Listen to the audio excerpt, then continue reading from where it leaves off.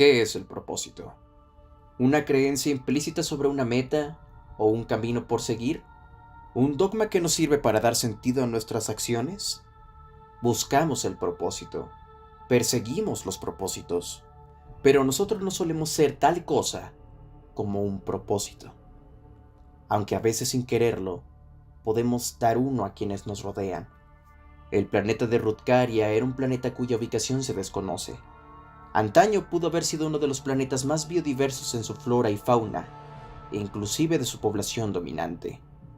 Pero la colisión de un asteroide de la escala de una isla pequeña fue lo que modificó el destino de este mundo para siempre. Fue un intento mancomunado por evitar la extinción sin mucho éxito, pues más que evitarla, solo la habían aplazado.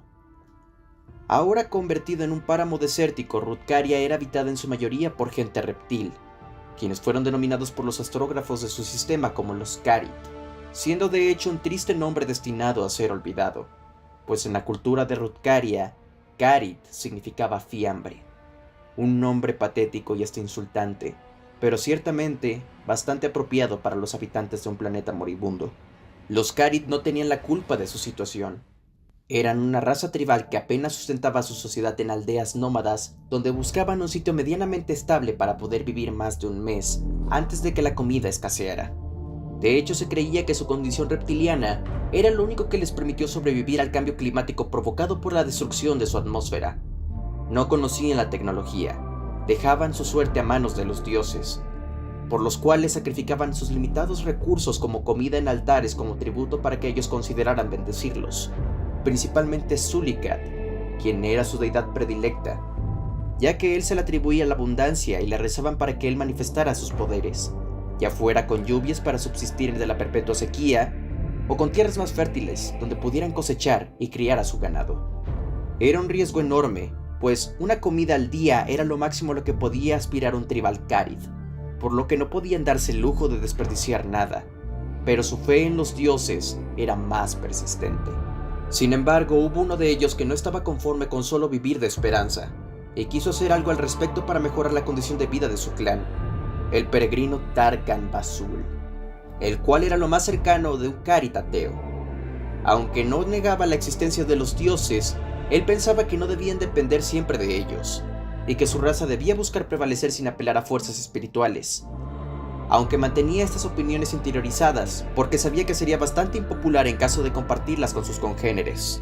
Siendo una raza extremadamente supersticiosa, no darían crédito a pensar de que los dioses los habían abandonado, a pesar de que su situación no se tratase de una cuestión mística. Por eso mejor decidió ofrecerse a encontrar el Shalakt, que era un sitio legendario, el cual se creía había sido protegido por Sulicat para que la vida de Rutcaria no se extinguiera. Era pues una tierra prometida, un jardín del Edén para los Carit, pero según sus leyendas, aquellos eran solo mitos, que según las leyendas se creía solo un mito, pero manteniendo su naturaleza esperanzada, aclamaron a Tarkan Basul, el cual prometió no volver hasta encontrar el sendero por el cual guiarlos. Tarkan entonces acudió con el chamán Rugol, quien era el líder espiritual de su clan, y dándole su bendición, marcó el cuerpo de Tarkan con pinturas ceremoniales y le dio suministros benditos para que éste pudiera emprender su viaje. También lo bautizó bajo un nuevo nombre, Otzi, que para su clan era un sinónimo de emisario, siendo llamado entonces Tarkan Basul, emisario de las estrellas, resumido solo con el apodo de Otzi. Lleno de ánimos, Otzi se retiró de la parcela de Rugol, el cual antes de irse le dio una advertencia.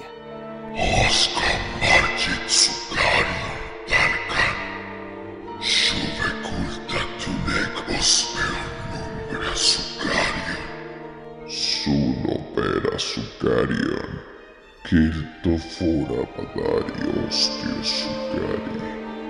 Viajando por días sin descanso, alejándose del páramo, notó que en otras regiones de Rutcaria aún había árboles y montañas nevadas, cosa que le dio muchas esperanzas, pues quizá aún era posible asentarse en otros sitios del planeta, pero no era suficiente. Cargando en sus hombros la responsabilidad de una promesa que hizo a su pueblo, continuó su viaje con la esperanza de ver un sitio remoto con una buena fuente de agua y tierras fértiles, cosa que no vio a lo largo de todo su camino por el denso bosque, el cual aparentemente subsistía de las lluvias periódicas, las cuales eran bastante efímeras. Soportó cambios extremos de clima, entornos hostiles y se enfrentó a bestias silvestres dispuestas a devorarlo. Pero Ötzi no parecía ni estaba dispuesto a rendirse. Su única guía era su intuición, aunque el sentido común le decía que la búsqueda del Shalak era inútil, pues se trataba de un mito. Su fe en ver la naturaleza resurgir le mantenía motivado. En su camino encontró una caverna, demasiado grande como para ser una simple formación natural. Se introdujo para inspeccionarla para tenerla como un posible refugio temporal, pero frente a él se encontraba algo inaudito. Al notar cuán profunda era, pudo visualizar que aquel sitio no había sido formado de manera común. Unas pisadas anormales lo guiaron hasta el mismísimo Sulikat, el dios cósmico al que los Carit rendían tributo. Ötzi estaba impávido. Sus piernas, siendo tan fuertes, aún así temblaron de forma inconsciente, provocando que éste cayera de rodillas a forma de sumisión y mansedumbre ante tal acontecimiento. Tenía miedo, pero también emoción. Sus plegarias ahora podían ser contestadas. Su dios era real para poder pedirle ayuda. Ötzi trató de hilar las palabras para dirigirse de la forma más respetuosa ante el imponente Sulikat, quien se hallaba rodeado de montañas de comida, tributos que los Carit y otras tribus aparentemente le daban a su dios. Ötzi notó que Sulikat tenía la capacidad de abrir pequeños portales que daban a las ofrendas puestas en los altares y templos a su nombre, y este dios solo tomaba la comida como si de una bolsa de aperitivos se tratase. Aún atento en eso, Ötzi trató de dirigirle la palabra a Sulikat, quien aparentemente no se percataba de su presencia, o incluso solo la ignoraba. Ötzi se presentó y le dijo de forma solemne a Sulikat sobre su tribu y su situación, y rogaba al dios que los bendijera con abundancia para poder prosperar, o que por lo menos facilitara un paso por sus lares, ya que era posible encontrar un nuevo hogar en las zonas restauradas de Rutgaria. Sulikat solo devoraba la comida, parecía indiferente incluso a la presencia de Ötzi, quien rogaba y exclamaba por su ayuda. Ötzi entonces, desesperado, seguía hablando, pero sin recibir respuesta alguna, solo veía a Sulikat comer y comer como un animal sin dar ningún otro gesto. Ötzi entonces con impotencia entendió todo. Sulikat no era más que una bestia glotona. No le interesaban en absoluto las calamidades de Rutgaria ni los problemas de los Carit. Era solo un animal aprovechando los recursos que le daban, acaparándolos y consumiéndolos casi de forma parasitaria. Furioso, el profeta entonces entendió algo. Los dioses no lo habían abandonado. Los dioses nunca habían estado ahí para ellos en primer lugar. Y decidido a cumplir la promesa que le hizo a Rugol, mató a Sulikat, haciendo gala de su poderío como un verdadero depredador.